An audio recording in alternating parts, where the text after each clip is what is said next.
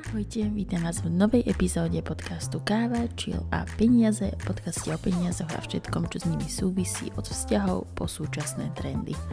Moje meno je Sima a spolu s Jančím sa dnes pozrieme na tému, ktorá sa bohužiaľ týka stále väčšieho a väčšieho množstva ľudí, a to sú finančné podvody.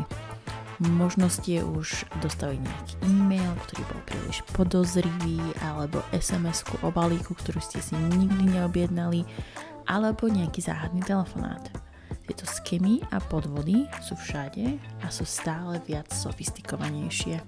V dnešnej epizóde sa pozrieme na to, aké podvody práve teraz najčastejšie obchádzajú Slovensko, ako fungujú a ako sa im vyvarovať.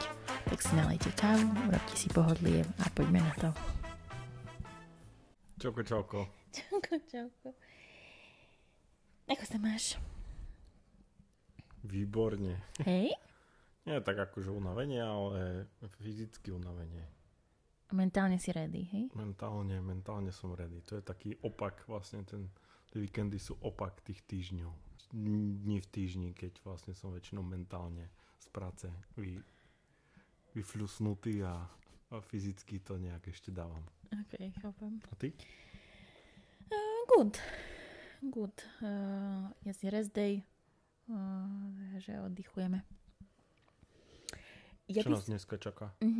Tak ja by som chcela, aby sme sa dnes porozprávali o skémoch a finančných podvodoch, ktoré sa aktuálne dejú na Slovensku a zrejme asi aj v Českej republike. Dôvod je, že sa nás osobne dotýkajú.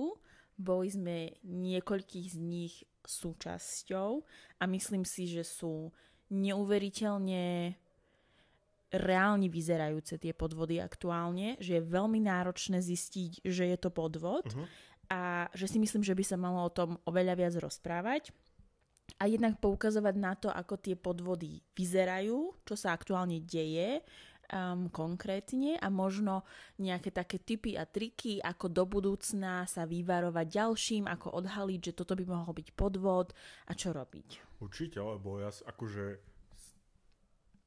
veľmi často v správach vidíš, že niekto prišiel o peniaze, vyhodil peniaze z balkóna, odovzdal, požičal, zadal niekde kartu, prišiel veľa peniazy a tak ďalej. A že to sú len také tie, ktoré sa dostanú do novín, lebo už vlastne je to možno, že veľká suma alebo niečo.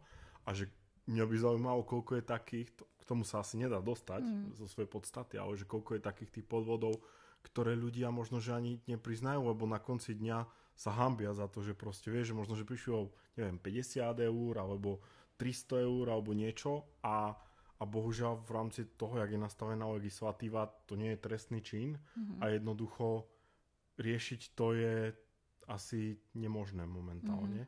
Čiže ale súhlasím s tebou v tom, že sa treba o tom proste rozprávať, lebo tie techniky tých skemerov sa posúvajú oveľa rýchlejšie a sú oveľa čím ďalej tým sofistikovanejšie a lepšie a je proste veľmi jednoduché tomu podľahnúť aj napriek tomu, že vieš o tom, že také veci sa dejú, si na to možno, že do nejakej miery pripravený a však možno, že ty povieš potom o tej svojej osobnej skúsenosti. Bohužiaľ.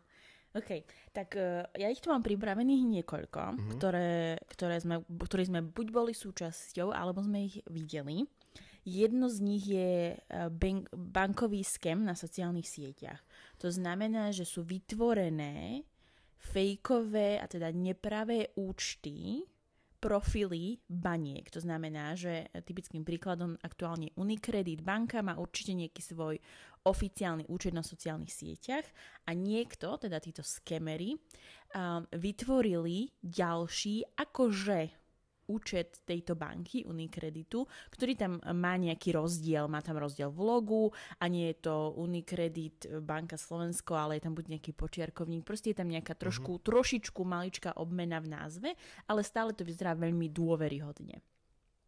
A tento fejkový účet na sociálnych sieťach má zapnutú reklamu, ktorú uvidí ktokoľvek, kto na tých sociálnych sieťach sa pohybuje, čiže nie len ako keby ľudia, ktorí sledujú tento profil, ale absolútne ktokoľvek. A v tej reklame je uvedené, že vyplň náš dotazník spokojnosti klienta, dostaneš odmenu 200 eur. A ty si povieš, jasné, to znie super, vyplním jeden krátky, kľudne aj polhodinový dotazník, 200 eur sú skvelé peniaze. Čiže otvoríš ten link a začneš vypisovať nejaké odpovede na otázky a na konci samozrejme ti povedia, že na to, aby ti vedeli poslať tieto peniaze, musíš vyplniť aj nejaké svoje skutočné údaje. Čiže to je ten point na konci, že vlastne chcú... Čo tam je? Zadávaš, musíš zadať kartu, musíš zadať neviem, nejaké prihlasovacie údaje do účtu? Prihlasovacie údaje do internet bankingu. Do svojho reálneho internet bankingu, na základe ktoré oni si ako keby uložia a vedia ti vybieliť tvoj účet. To je... Čiže, čo si z toho treba zobrať, je, že to vyzerá byť veľmi takzvané ľahké peniaze, rýchly prachy. Too good to be true. A je to bohužiaľ tak. Hej. Jednak keď sa na to pozrieme naozaj, treba si skontrolovať ten účet, či tam má tých sledovateľov, followerov, koľko by reálne banka mohla mať, alebo tam má iba nejakých 20. Treba si pozrieť, aké sú tam príspevky, o čom sa tam rozpráva. Potom ten link samotný, na ktorý tá reklama ťa presmeruje. Treba si pozrieť, aká webová stránka tam je uvedená. Slovenská alebo česká pobočka Unicredit banky má nejaký web, ktorý nejako vyzerá a úlohou týchto skemerov je tento účet čo najviac napodobniť. Avšak oni ťa nedokážu presmerovať na reálny web. Čiže majú vytvorený zase nejaký veľmi podobný. Čiže majú možno Unicredit banka. Neviem. Akože videla som to, neklikala som na to, takže neviem povedať, aký tam je. Ale je to znova proste falošný web, ktorý sa iba podobá na reálny web. Zároveň tak, banka od teba nikdy nechce údaje. Mimo aplikácie. To som chcel povedať, že vlastne banky, a viem, že zrovna Unicredit, pokiaľ to už nezmenila, ja som to mal veľmi dlho dozadu, mal nejaký diskrétny kódik alebo niečo také, ktorý máš vlastne ty účtov, že nikdy banka od nikoho v živote nebude chcieť prihlasovacie údaje proste, že oni majú buď sú to rodné čísla, buď sú to nejaké ďalšie aplikácie na overenie, alebo oni vedia priamo poslať, aj keď ten kód do SMS-ky je už triky, lebo to sa dá asi nejako hacknúť, ale že proste, alebo je s bankou dohodnutý nejaký secret údaj alebo niečo, že nikdy na overenie nebudú chcieť proste prihlasovacie údaje. Presne.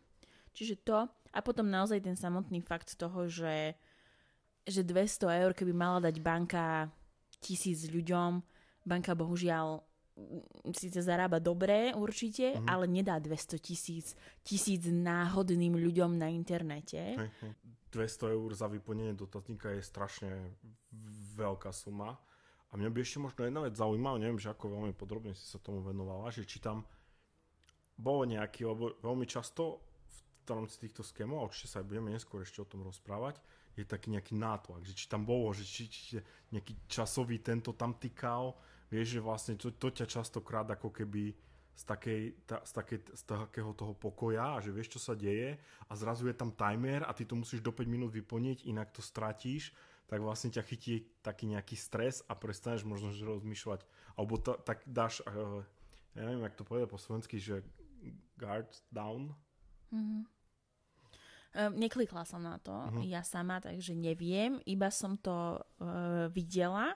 Myslím, že samej mi to niekde vyskočilo a potom som o tom čítala, ale až takto do detailov teda neviem. Chceš ešte niečo k tomu? Nie, asi už nie. Asi len ako to, že too good to be true a proste tie banky alebo hociaké ďalšie inštitúcie, operátori, rozmýšľam, že čo sa tam nejaké investičné portály a tak ďalej, že nikdy nebudú chcieť prihlasovacie údaje. Že to je... Potom mám teda druhý a to je taký po telefóne skem, kde vlastne ty si bol skemovaný takto veľmi dlhú dobu. A ešte stále som. minulý začiatkom tohto, alebo niekedy minulý týždeň mi znova volali. OK. Čiže aby sme vysvetlili, že o čo ide. Musím povedať, že prvýkrát ale volali mojej mame a moja mama urobila najlepšiu vec, ktorú môžem všetkým odporučiť, je, že zavolala ďalej a zavolala mne, aby sa spýtala, či je to teda akože reálne alebo nie. A my sme si to po telefóne vysvetlili, že to neznie vôbec reálne. Čiže tento scam vyzerá tak, že ti zavolá telefónne číslo, vyzerá absolútne v poriadku, je to z krajiny, v ktorej sa nachádza, čiže ak si na Slovensku voláte slovenské, ak si v Česku voláte české telefónne číslo, ozve sa ti nejaká osoba, ktorá ti vysvetlí, že ona je z nejakého investičného fondu, kde pred 3 rokmi si poslal 20 eur alebo 200 eur, neviem presne, akú sumu tam hovoria. A za tieto 3 roky sa ti to zúročilo a teraz tam máš na účte 10 000 eur. A viem, že moja mamka teda spomínala stále, že sa pýtali, že a čo mi na to poviete? A moja mamka, že super. A oni, že super, že ja som čakal nejakú úžasnú reakciu, že ako veľmi sa teším a aké to je vynikajúce. Čiže tam tlačia na nejaké emócie, ktoré vo vás chcú vzbudiť. A potom sa vám snažia teda vysvetliť, že na to, aby vám tie peniaze mohli poslať na váš účet, budú kontaktovať nejakú osobu vo svojej firme, v tom investičnom fonde, ktorá následne bude kontaktovať vás a vy si musíte stiahnuť do telefónu aplikáciu, kde vyplníte nejaké údaje a oni vám následne budú vedieť poslať peniaze. Tam nejaké veci, ktoré mne teda svietia z prvej, je, že ak som pred 3 rokmi niekam poslala 200 eur, neexistuje, že je tam teraz 10 000. Jednak z toho hľadiska, že o tom neviem. Ja by som vedela, že som pred 3 rokmi niekam poslala 200 eur a že čakám, že sa nejakým spôsobom zhodnotia. A po ďalšie, až na nejaké, podľa mňa skôr extrémne prípady je veľmi malá pravdepodobnosť, že sa za 3 roky takto zhodnotili tie peniaze. Určite boli nejaké obdobia, kedy tie zhodnotenia... Krypto možno vystrelilo alebo niečo. Áno, ale znova, ja by som vedela, že som dala peniaze do niečoho takého, takže to. Potom ten samotný nátlak na tie emócie, že sa vo vás snažia vzbudiť ten, že musíte sa neskutočne tešiť a musíte prepadnúť tomu, že máte niekde 10 000 eur a aký budete mať život a čo by to pre vás znamenalo. Tento nátlak, ak by vám volala nejaká banka, nejaký pán z banky, dajme tomu, tak by na vás nikdy netlačil. Viete si predstaviť, že by si prišiel do banky a ten pán alebo tá pani za prepážkou by povedali, vy tu máte 10 000, aké to vo vás vyvoláva emócie. To by sa nikdy nestalo. To je neuveriteľne jednak neprofesionálne a jednak s vami tam nediskutujú, aké máte sumy na účte, čiže nie.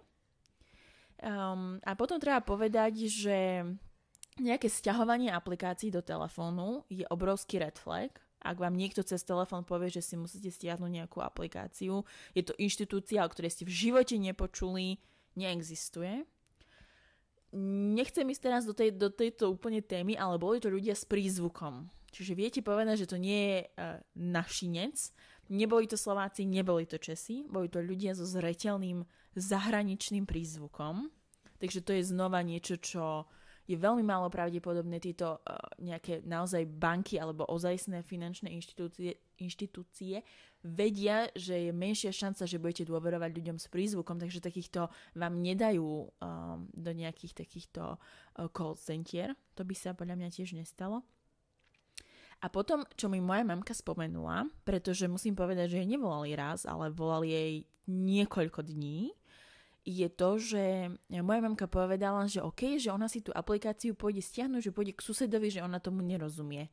A oni jej povedali, nie, sused vás bude chcieť obrať o tie peniaze, on vám bude závidieť, to nemôžete spraviť, to musíte sama. Čiže znova je tam tlak na to, aby ste o tom nikomu nepovedali, aby ste v tých emóciách, ktoré sa vo vás snažia vyvolať, ostali sami a sami spochybňovali, tak možno to je, možno som len zabudla, že som niekde poslala 200 eur.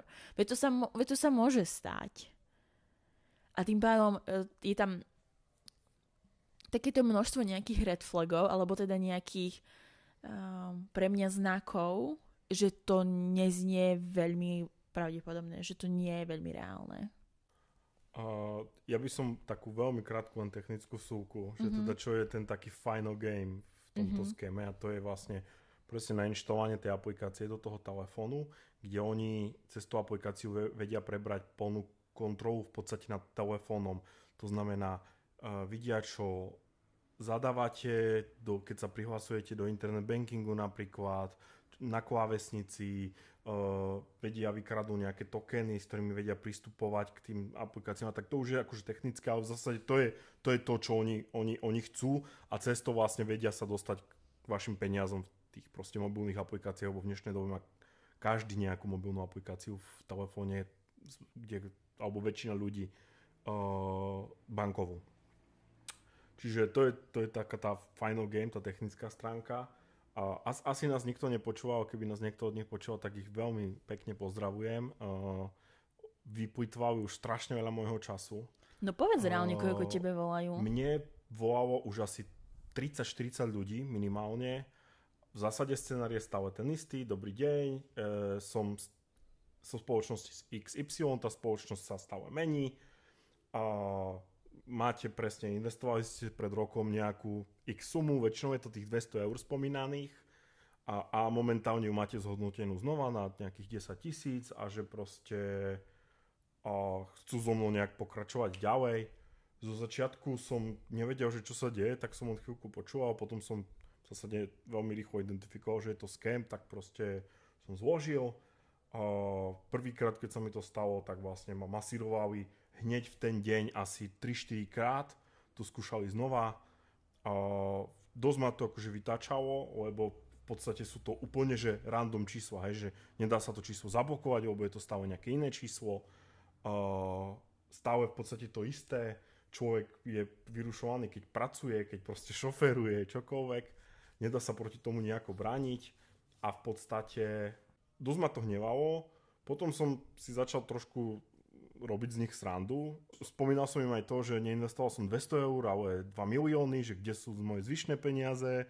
A potom som zvolil aj taktiku, kde som sa ich pýtal, že ako teda sa im žije s tým, že okrádajú ľudí, lebo ja neverím úplne tomu, že niekto robí niečo také bez toho, aby vedel, že čo je za tým. Je to veľmi otrávne a proste nedá sa nejak proste proti tomu brániť. Oni majú milión čísel k dispozícii, z ktorých ti proste vedia volať. A ja ale trošku nerozumiem tomu, že či je to akože jedna organizácia, ktorá toto dlhodobo akože prevádzkuje, a že keď už 40 pokusov bolo neúspešných, že aj tak to skúšajú ďalej. Že, alebo je to proste strašne veľa rôznych malých organizácií, ktorí proste je nejaký typ skému a oni ho proste len ranujú. Hej? Že to by ma zaujímalo, že aké je pozadie toho celého. Ale je to strašne nepríjemné a presne ako vravíš, že ak by som mal niekde nainvestované peniaze, tak veľakrát sa hovorí, že na takéto dlhodobé investovanie, že investuje a zabudni, ale ja si to zvyknem raz za čas proste skontrolovať, že ako sa tie moje investície majú, a určite by som o nejakej 200 eurovej investícii, nie je to veľa peňazí, možno, že to je ten aj tá hra toho, že vlastne 200 eur si mohol niekde investovať bez toho, aby si to možno vedel, neviem. Kto ako. Ale mne by sa to asi nestalo, a presne ako ty vravíš, že to zhodnotenie je veľmi, veľmi lukratívne a v konečnom dôsledku nič momentálne na trhu reálne neposkytuje takýto typ proste zhodnotenia. Čo ale musím povedať, že moja obava tam je, že zmenia tie čísla. Že povedia, že ste niekde investovali 10 eur a teraz vám to zarobilo 1000. A že možno si ľudia povedia, že je to pravdepodobnejšie, ako že dali 200, lebo 200 je pre niektorých ľudí nesmierne veľa peňazí. To je pre nich rada, aby to AB testovali trošku, hej? Že nech hľadajú tie kombinácie tých čísel a že ktoré najviac na tých ľudí fungujú. Nie, iba hovorím, že toho sa bojím, že to spravia, určite. Že zistia, že to neznie realisticky a upravia to na čísla, ktoré budú znieť lepšie, ale preto to je veľmi nebezpečné. Aby som k tým telefónnym číslam ešte chcela povedať. Neviem, či ty teda si pamätáš, ale mali sme takú diskusiu o tom, že existuje teraz práve takýto spôsob manipulácie s tými telefónnymi číslami, že oni reálne nemajú tie telefónne čísla, ale oni sa na Slovensku určite dokážu ako keby napojiť na existujúce telefónne čísla a z nich volať. Tu som zachytil také nejaké, nie že podvody, ale že vlastne ľudia potom, že niekto niekomu volá a vlastne začne s tým, že no ale že mal som od vás meškaný hovor a tá druhá strana, ale ja som vám nevolal. A že to pravdepodobne bude to, že vlastne sa vedia napojiť na... Čiže aj to môže byť akože dobrým príkladom, že keď vám niekto takto volá, zavolať naspäť. Hej, že keď ti niekto takto volá, že máte tu teda nejaké peniaze, treba si niečo nainštalovať, akýkoľvek typ podvodu a volajú z nejakého telefónneho čísla, ktoré vidíte, tak možno by bolo dobré skúsiť zavolať naspäť, či je to ten istý človek, ktorý vám volal, alebo je tam nejaká v úvodzovkách obyčajná osoba, ktorá o ničom vôbec nevie, iba sa niekto napojil na ich telefónne číslo. Ja som teda čítala, že v Česku sa to nedá robiť a na Slovensku sa to stále robiť dá.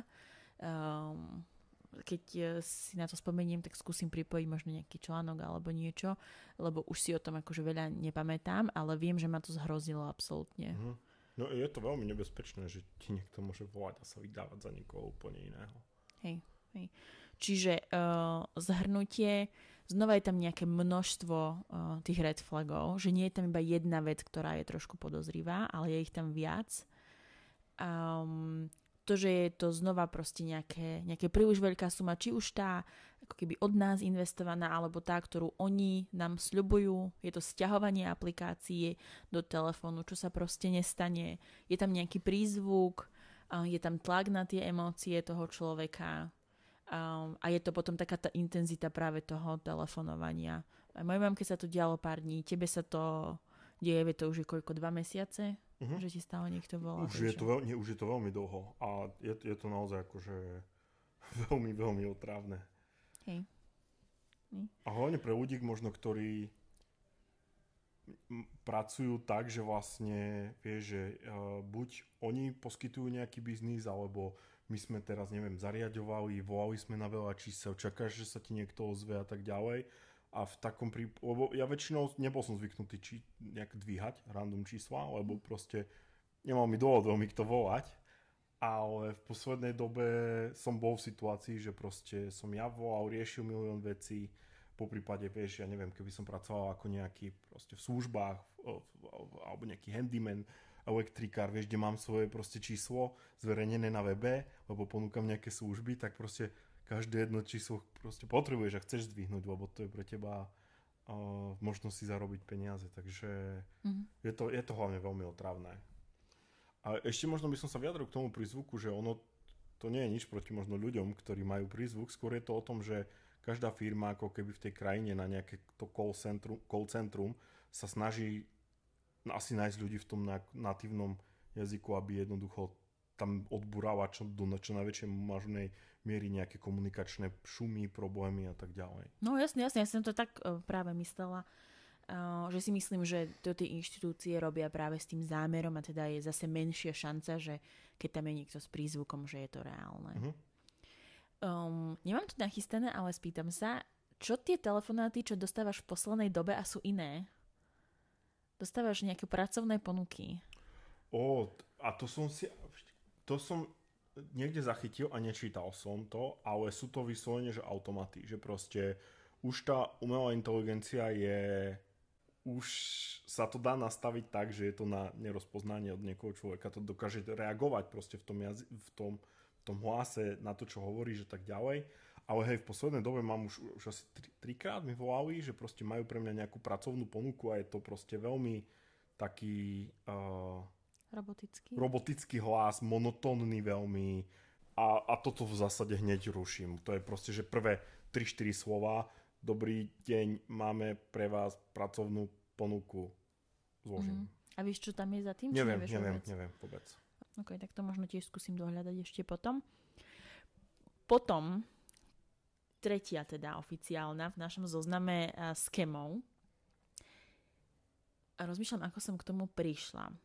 ja sledujem českého mega influencera a mega youtubera Koviho, ktorý mal video, kde upozorňoval na to, že sú spustené nejaké skémy, ktoré sa tvária, že sú on. Tým, že teda tento youtuber má nespočetné množstvo videí samého seba, v ktorých sa nachádza na internete, tak je pre týchto skemerov veľmi jednoduché z toho poskladať tzv. Deepfake video. Teda video, kde máte pocit, že je reálne, že to naozaj hovorí tento Kovy alebo Saifa a iní influenceri, keďže majú naozaj toho obsahu na internete veľa.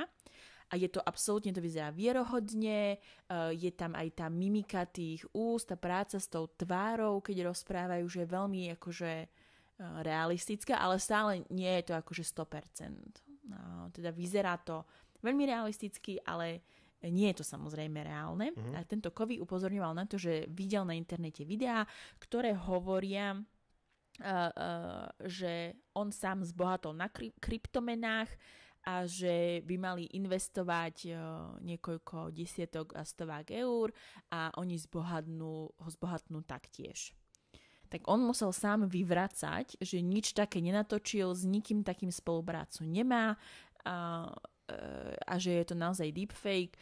Môžete si to nájsť na YouTube. Naozaj tam je vidieť trošku v tej tvári, že úplne tie slova a to, ako otvára ústa, ešte nemečujú dostatočne, čo ale... Ale ja si myslím, že už sme tam, že veľmi krátka odbočka, že my v práci teraz máme video a chceme do rôznych jazykov ho dostať a vlastne to AIčko už dokáže ten hlas preložiť, nechať ten hlas toho človeka a ešte vie aj upravovať pohyby pier, tak aby to synkovalo s tým, čo hovorí. Čiže akože je to, už technologicky sme tam proste. Hej. A tým pádom o to viac je to nebezpečnejšie, že to naozaj v tomto prípade to nevyzeralo teda 100%, ale že sme k tomu naozaj blízko a že si treba na to dávať oveľa väčší pozor. Čo sú tam tie také známky toho, že to nie je pravda? Pretože ľudia ako Saifa, Kovy a neviem kto každý v tom bol súčasťou tohto skému, nie dobrovoľne samozrejme, tak oni naozaj toho obsahu majú veľa na internete. Tým pádom je jednoduché pre tých skémerov vytvoriť takéto videá. A tam asi len, že treba naozaj dávať... Ale ja by som nedávala pozor na tú tvár. Je to asi, že overiť si, že ten zdroj, a to je asi taká prvá vec, že vlastne... Aký zdroj? Že odkiaľ to video prichádza, že kde ty si všimla také video. Vieš, či je to niekde na Facebooku, alebo scrolluješ Instagram a zrazu to na teba vybehne a pozrieš si ten účet a že to je asi taká tá prvá, že overiť si naozaj ten zdroj. A druhá vec je, že ak je to nejaká reklamná kampaň, ktorá je proste teraz spustená a je tam napríklad Kovy, alebo je to napríklad Saifa, tak určite to budú mať aj oni na svojom účte. Vieš, že akože ak je to takýto typ spolupráce, tak to podľa mňa budú mať aj oni na tom svojom účte, lebo inak by to, neviem, či to nedávalo zmysel, ale ak by som ja platil za nejakú spoluprácu s takýmto človekom, tak by som chcel, aby on ten content tiež pušoval. Čiže toto sú podľa mňa také rady, že overiť si ten účet a vlastne skontrolovať si toho človeka. A čo je ten endgame v tomto prípade? Je to, že je to propagácia nejakej investície alebo investovania. Čiže vlastne pošleš niekde peniaze s vidinou pekného zhodnotenia. Áno. A tie peniaze už nikdy neuvidíš. A je otázka teda, že či je to iba individuálna platba, alebo potom ešte si to oni nejakým spôsobom dokážu nastaviť ako opakovanú platbu a opakovane ti odchádzajú peniaze z účtu. V tomto som teraz... Ja sledujem, akože, ako sa tá umelá inteligencia posúva, aké sú novinky v tých technologické a tak ďalej. A minule som videl, že neviem teraz, ktorá spoločnosť to bola, ale už s nejakou presnosťou boli to, že vyššie 90%, čiže 96, 98, nepamätám si presne to číslo, a vedia detekovať, že je to deepfake video. Takisto ako vlastne ten text, ktorý je vygenerovaný, tak akože sú mechanizmy na detekovania a viem, že už aj sociálne siete a LinkedIn proste penalizujú posty, ktoré sú proste vygenerované napríklad tou umelou inteligenciou, tak vedia veľmi dobre detekovať. Neviem, ako je to možno, že drahé, že koľko stojí, ak by si mal každé jedno video, hej, že teraz Instagram možno, že by si to nemôže dovoliť každé jedno video čekovať, ale podľa mňa bude potrebné asi tlačiť nejakým spôsobom na kontrolu toho obsahu, nejak sa budú označovať tie videá, že je to fake video, nie je to, vieš, že je to vygenerované AIčkom, nie je to vygenerované AIčkom. Ja pevne dúfam, že ak s tým neprídu sami tie sociálne siete a platformy, takže možno, že príde nejaká legislatíva, ktorá to upraví, aby sme sa k tomu dostali. Určite, lebo je to veľmi scary, je to veľmi náročné odkontrolovať si to a nestratiť sa v tom, že čo teda, čomu veriť, čomu neveriť. Častokrát sú to práve na nejaké, že too good to be true znova, ale že čo ak by to bola na nejakú proste, čo vyzerá ako legit vec, kde nie sú možno, že veľké, vieš, že proste, že nie sú veľké zisky k dispozícii a možno by išla nejak under the radar tá kampaň. A vieš, že to je taká tá, že jedna časť ľudí možno, že zaujímajú veľké zárobky, ale druhá časť ľudí možno, že hľadá normálne spôsoby investovania a k niečomu takémuto by sa dostali. Vďaka takýmto videám. Hej. Okay. Ďalšie, toho si bol súčasťou podľa mňa aspoň 2-krát aj ty, sú teda falošné SMS-ky od kuriérov a Slovenskej pošty. Miliónkrát. Povedz nám o tom viac. To je proste... A už čím ďalej je to sofistikovanejšie, je to presne, najčastejšie sa využíva pošta a nejaký kuriér, lebo v dnešnej dobe každý má proste raz za čas nejaký balík a máme obdobia v svojom živote, kde máme niekoľko balíkov, čakáme naraz. Pred Vianocami a je, hej, že napríklad ty keď objednávaš nejaký balík, tak častokrát dávaš mňa ako kontakt, čiže vlastne že mňa, keď mi príde nejaká SMS-ka z nejakej kurierskej, že proste príde vám balík, tak vlastne ma to už až tak neprekvapuje, lebo viem, že OK, tak asi si niečo objednala, čo sme potrebovali, alebo si chcela. Uh-huh. Čiže proste a človek to otvorí a proste tie stránky vyzerajú rovnako. Čiže obíš nám, ako to funguje. No v zásade príde nejaká SMS-ka, že proste príde vám nejaký balík, alebo čakáte nejaký balík, alebo sa nepodarilo doručiť, alebo sa zasekol niekde nejak, že tam je strašne veľa tých kombinácií toho a je tam proste nejaký link, kde po presmerovaní na ten link vlastne na teba vybehne nejaký formulár, nejaká stránka, kde je potrebné zadať rôzne údaje a ja väčšinou tam končím, lebo akože málo kedy by mi prišiel proste takýto typ, že tí reálni kuriéri takto nekomunikujú, hej, že proste a už v dnešnej dobe proste od Alzy by mi pípla SMS-ka, notifikácia z apky proste, alebo keď máš paketu, tiež ti pípajú tie SMS-ky a že proste naozaj, že málo, tie SMS-ky často len informačného charakteru. Nepodarilo sa doručiť, alebo presmerujeme vám to na túto adresu, to je všetko, hej, že nikdy od teba väčšinou nechcú nič ďalšie a teda otvoríš to a ideš na nejakú stránku, ktorá je proste, to je nejaký typický asi príklad phishingového nejakého podvodu, kde tá stránka sa tvári proste ako stránka nejakej inej spoločnosti, vyzerá rovnako, častokrát vlastne aj tá URL-ka je veľmi, veľmi podobná až na nejaké malé odlišnosti a tie sú najviac dôležité. Áno, čiže namiesto pošta.sk je tam pvsta.sk. Alebo je to, že pošta.sk.sk alebo niečo také, hej, že proste sú veľmi v tomto taký... Prefíkaný, nie, to som kreatívny, som chcel povedať. A myslím, že registrátori domén z nich majú veľmi dobrý biznis. Jednoznačne. Čiže a čo je tam teda to, čo sa snažia, otvoríš tú stránku, je tam nejaký formulár, máš tam zadať údaje, aby si zaplatil nejaký poplatok za to, že ti stojí na colnici niekde balík, alebo že ho musia znova doručiť a sú to častokrát veľmi maličké sumy, je to 99 centov, euro, 2, 3 a keď už som si objednala balík za 60 eur, tak už 3 eurá akože zaplatím, hej, že nie sú to veľké sumy, o to realistickejšie to znova vyzerá. A neviem, čo som chcela povedať. A že vlastne potom vám neodíde z účtu 99 centov, ale proste oveľa vyššia suma. Že to je asi ten endgame v týchto prípadoch. Čiže treba znova kontrolovať stránky, kde ma presmeruje, aby to bola naozaj stránka, ktorú poznám, čiže naozaj pošta.sk.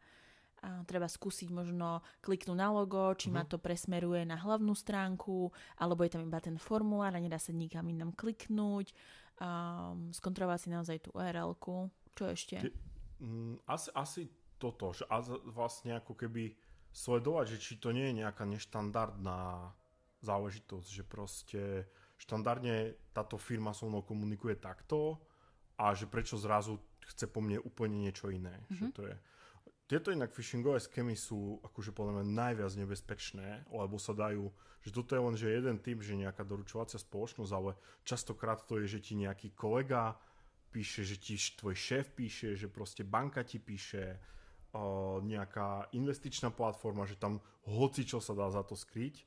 Tá stránka v dnešnej dobe proste napodobniť nejakú stránku, kde zadávaš prihlasovacie údaje alebo svoju kartu, alebo nejaké citlivé dáta proste, to je veľmi, veľmi jednoduché a že to je, naozaj toto je veľmi nebezpečné a ja by som k tomu vieš čo povedal, že ja som normálne mal raz takú skúsenosť, kedy mi riešil som niečo s Unicredit bankou a prišiel mi e-mail od pracovníka Unicredit banky.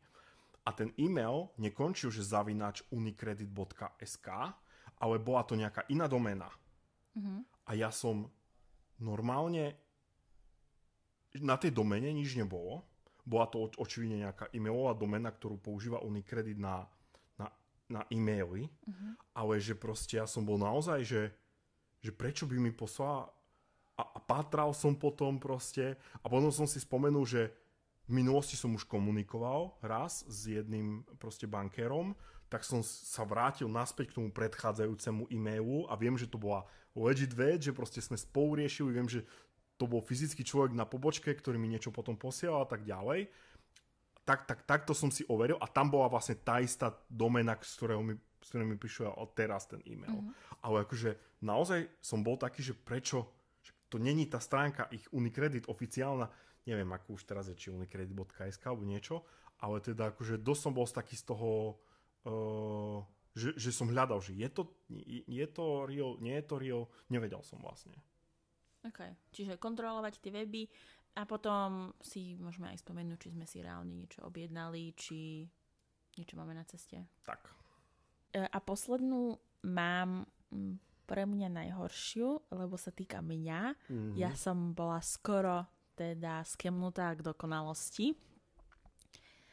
Bol to case zhruba rok dozadu, kedy ja mám teda ako svoju primárnu banku, zahraničnú banku Revolut, ktorá nemá, aspoň minimálne na Slovensku a v Česku, nemá žiadne fyzické pobočky, nemá žiadne kamenné pobočky. Je to čisto online banka, kde aj to založenie toho účtu a celá komunikácia v prípade potreby všetko je online cez aplikáciu v telefóne. A volalo mi nejaké číslo, ja teda veľmi tiež neznáme číslo nedvíham, ale asi som mala dobrý deň, tak som dvihla. A ozval sa mi Brit s veľmi pekným britským prízvukom, ktorým sa ma spýtal, či som toto ja a vymenoval nejaké moje údaje, dátum narodenia, či mám teda založený biznis účet v Revolute. Na všetko som teda odpovedala, že áno a vysvetlil mi, že majú teda podozrenie, že sa mi niekto snaží nabúrať do účtu a teda vykradnúť môj účet, že majú takéto hlásenia, že sú tam takíto nejakí skemery, ktorí sa o toto snažia a že on mi teda chce pomôcť a zabezpečiť, aby sa to nestalo. A vlastne v tom momente ti začali chodiť aj e-maily, nie? Že sa ti snaží niekto vyresetovať heslo a že sa ti snaží niekto prihlásiť. Nepamätám si presne, jak to boli, ale že začali ťa v tom momente bombardovať tieto e-maily, SMS-ky. Presne. A on sa ma pýtal, ja teraz vidím, že ten hacker sa vám snaží resetovať heslo. Prišiel vám e-mail o resete hesla, ja som sa pozrela a prišiel mi e-mail. A ja som bola huknutá v tom momente, že OK, toto sa deje, toto sa reálne deje, niekto sa mi snaží hacknúť, snažil sa zistiť, koľko mám teda peniazy na účte, ja som mu povedala, koľko tam je peniazy na účte, asi to bolo teda dosť na to, aby so mnou pokračoval v tomto skeme. Musím povedať, že ten hovor trval asi 3/4 hodinu a celá tá debata s tým človekom bola iba o tom, že ma informoval, čo sa teraz ten hacker snaží spraviť, ako sa snaží dostať do toho účtu a neustále mi chodili nejaké e-maily práve o tom resete a nejaké SMS-ky, kde tam teda myslím si, že pri nejakom resete je proste potrebné zadať nejaký kód z SMS-ky. Čiže ja som vlastne cez telefón musela diktovať kadejaké kódy. A ja už som po tej 3/4 hodine bola úplne dorevaná, nešťastná, lebo som mala pocit, že sa nikam nehýbeme, trvá to strašne dlho. Ja mám pocit, že som vtedy dokonca odišla z nejakého meetingu, len aby som toto vyriešila. A Janík mal vtedy tiež nejaký meeting, takže som vedela, že za ním nemôžem ísť a ho nemôžem vyrušiť. Našťastie bol aspoň doma. A obdobia sme teda boli doma. A už akože som ani nevedela, či teda toto je ten scam, či to, čo mi oni hovoria, že niekto robí, je ten scam, že čo vlastne ten scam je. A presne to bolo o tom, že sa vo mne snažili vzbudiť tie emócie. Tak ako som hovorila o tej mojej mamke, že tam čisto išlo iba o emócie, aby som bola vystresovaná, mňa sa triasli ruky, ja som sa celá klepala, že prídem proste o peniaze. A nakoniec zasvietila nejaká kontrolka v mojej hlave a povedala som tomu pánovi, s ktorým som volala, že mi niekto volá z práce a stišila som si, alebo mutla som si toho človeka, aby teda nepočul, čo ja hovorím na svojej strane, ale stále som ostala na linke a prišla som za Janíkom, že ja potrebujem s ním hovoriť, že mi teda volajú z Revolut z banky, že sa snaží sa mi niekto dostať do účtu a vybieliť mi účet. A ja mi povedal, že to neexistuje, že proste to je online, že oni by to proste cez tú aplikáciu so mnou riešili. A ja som vtedy zrušila a hneď som cez aplikáciu začala písať, tam je ten support, že či je to pravda, že mi niekto od nich volá, pretože sa mi niekto snaží nabúrať do účtu. A oni mi povedali, že absolútne nie, že to pravda nie je, že oni by mi takto nevolali, že naozaj by so mnou komunikovali len cez tú platformu. Viem, že to telefónne číslo sa mi potom snažilo zavolať ešte párkrát naspäť. Neviem, ty si dvíhal raz, alebo nie? Ja som potom dvíhal. Už viem, že ty si bola z toho proste úplne tak emočne vypätá, že už to nevedela si naozaj, že čo a nevedela si, že či máš spraviť to, alebo že či im to povedať, alebo ich neriešiť, ale keď to nebudeš riešiť, čo keď prídeš o peniaze, že vlastne akože naozaj to mali dobre akože vymyslené, dostavujú ťa presne do tej situácie a ešte vieš, že je to firemný účet, máš tam proste firemné nejaké tieto, prídeš o peniaze, aj tak sa nemusíš zaplatiť daň, že je to akože veľmi veľa rizika s tým spojeného a vlastne no ale potom presne, ak si za mnou prišla, ja som sa tak nejak za tým, že ja som nemal tie emócie, hej, že presne. Ja som nebol presne v tej situácii ako ty a ja som bol, že si mi, že proste podľa mňa to nedáva zmysel, existuje secure kanál, ako proste s nimi komunikovať a to je v tej aplikácii, kde si ty prihlásená, poďme im napísať proste, napísala si im a oni ti vlastne, potom už sa to celé tak nejako rozuzlilo, že vlastne ty si sa dostala z tej situácie a potom myslím, že sme na konci ešte aj tak si menila heslo pre istotu všade, tie kódy a tak ďalej. Oni mi to skontrolovali, oni povedali, že je všetko v poriadku, že tam nevidia, že by sa niekto ďalší dostal do tej aplikácie. Čiže ma z banky ubezpečili, že je to OK, že som safe a napriek tomu sme to pomenili, pretože som sa vôbec necítila safe.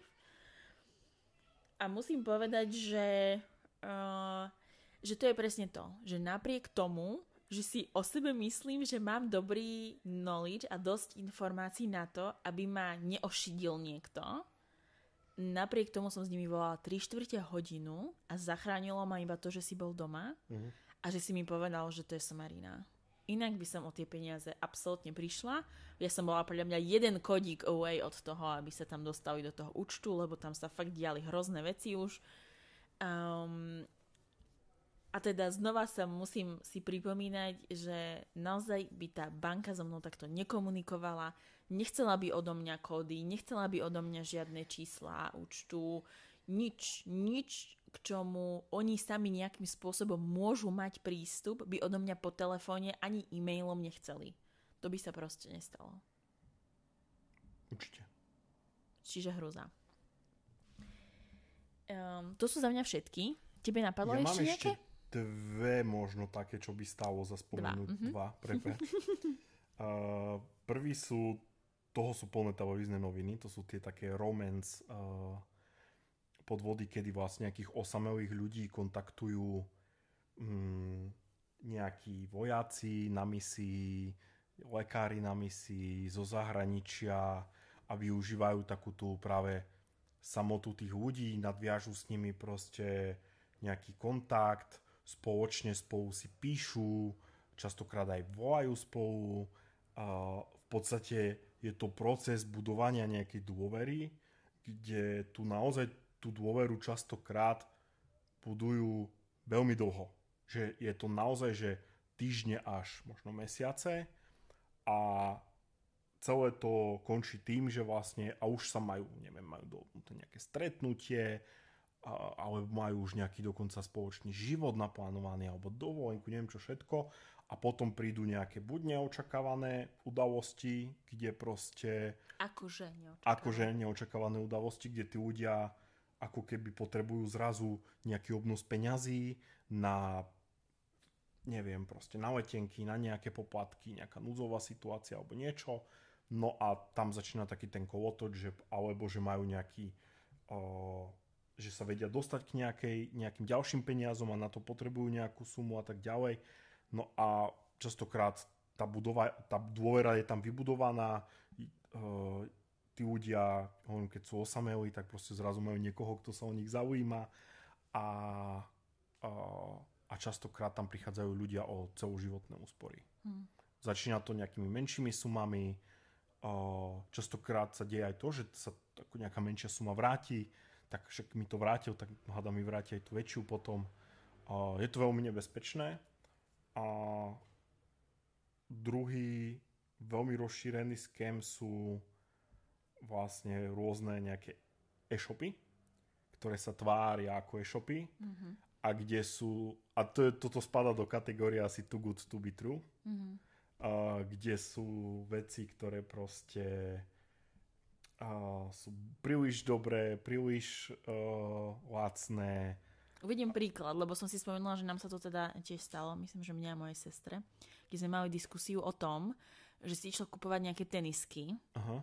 A presne videla, ktoré chce, aké chce, boli to nejaké Nike, bol tam vybratý nejaký web. Ja teraz nepamätám, či ja som to bola, alebo to ona bola po pravde. Ale pointa bola, že to bola najlepšia cena na trhu za tie tenisky.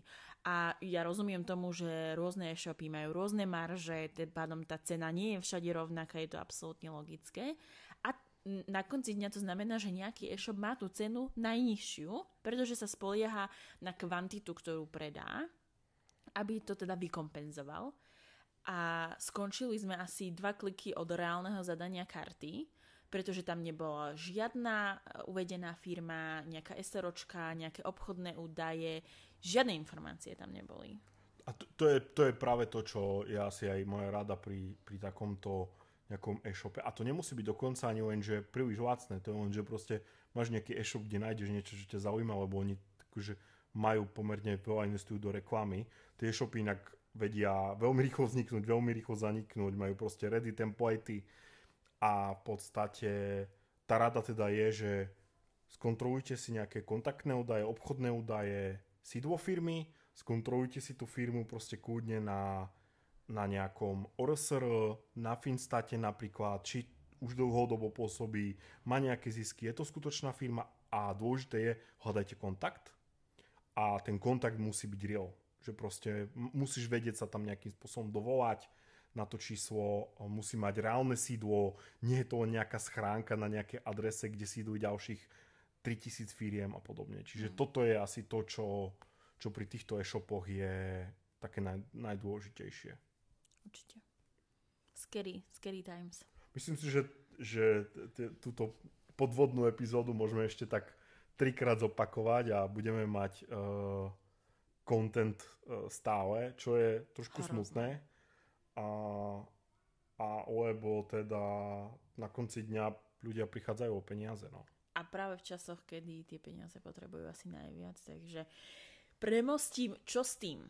Mám taký zoznam, pomerne dosť dlhý musím povedať, na praktické tipy a triky, teda už sme si nejaké spomínali počas toho, ako sme prechádzali jednotlivé tie podvody, ale aby som urobila taký nejakú summary, nejaký wrap. Keď sme sa rozprávali o sociálnych sieťach, tak by som tam teda tá kontrola toho profilu. Či má dostatočné množstvo followerov na to, aký to je profil, čiže ak je to banka, 20 followerov je málo.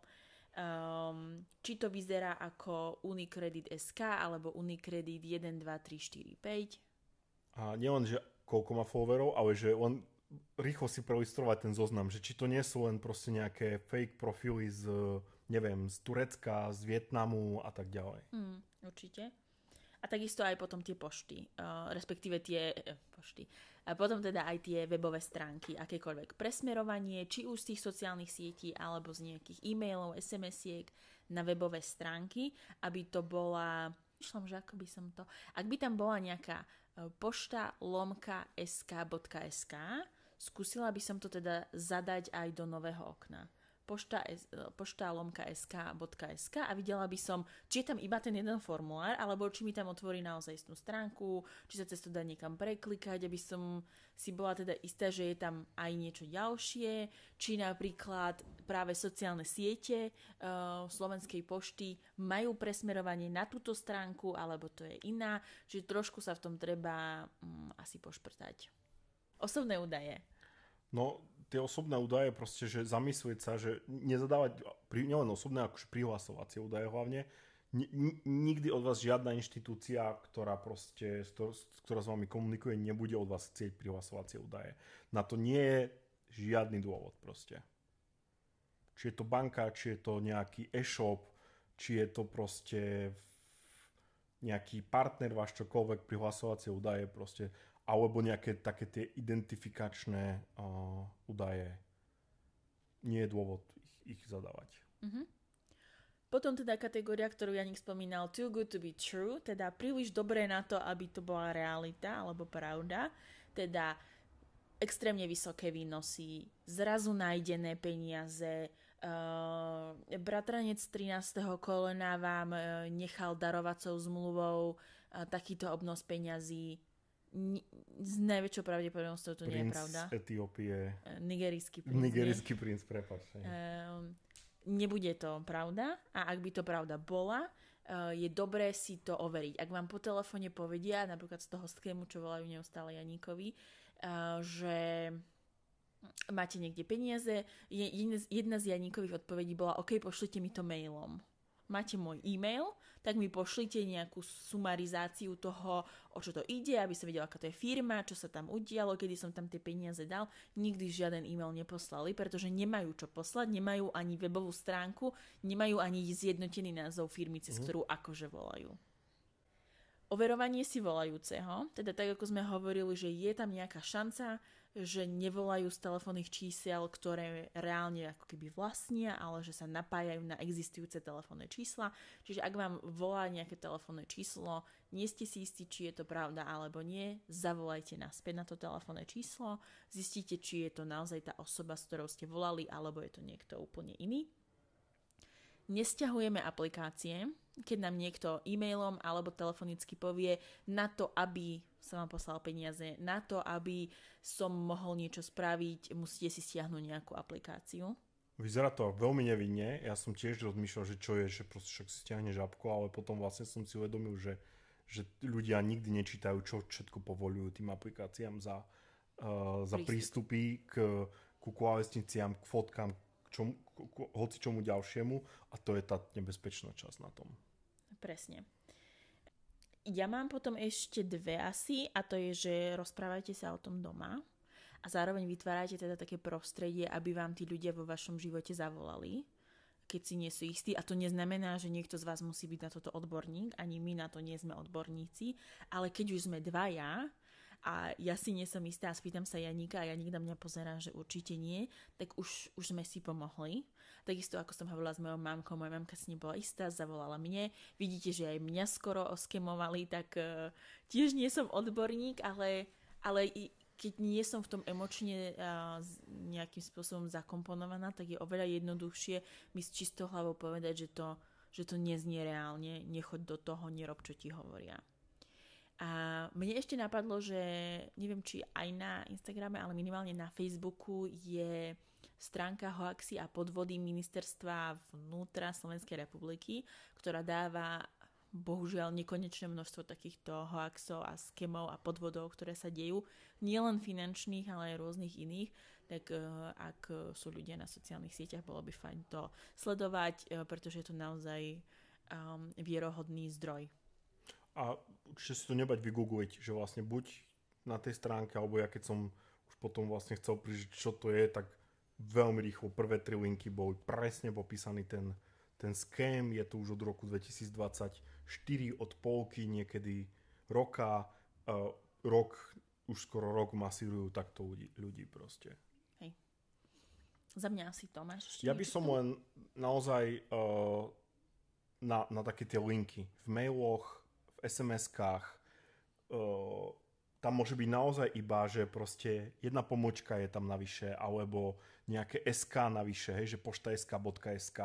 Naozaj byť dôsledný a dôkladný a prečítať si tu ako keby URL-ku v podstate, na ktoré častokrát sú tu inak skrátené, čiže nielen v tej SMS-ke si to skontrolovať, ale otvorím tú linku, rozbalí sa mi celá linka, tam si to skontrolujem. Jo, súhlasím. Všetko? Myslím si, že všetko. A to je pre dnešok všetko z podcastu Káva, Chill a peniaze. Ak vám táto epizóda pomohla rozoznať red flagy podvodníkov, pošlite ju niekomu, komu by mohlo ušetriť nielen nervy, ale aj peniaze. Budeme radi, ak sa s nami podelíte o svoje skúsenosti a napíšete nám, aby sme vedeli, čo všetko s tým deje. Ďakujem, že ste tu s nami a počujeme sa na budúce. Tento podcast slúži ako vzdelávanie a inšpirácia. Nie sme finanční poradcovia a všetko, čo zaznelo, vychádza z našich vlastných skúseností a názorov. Pre rozhodnutie o svojich financiách si vždy urob vlastný prieskum alebo sa porad s odborníkom.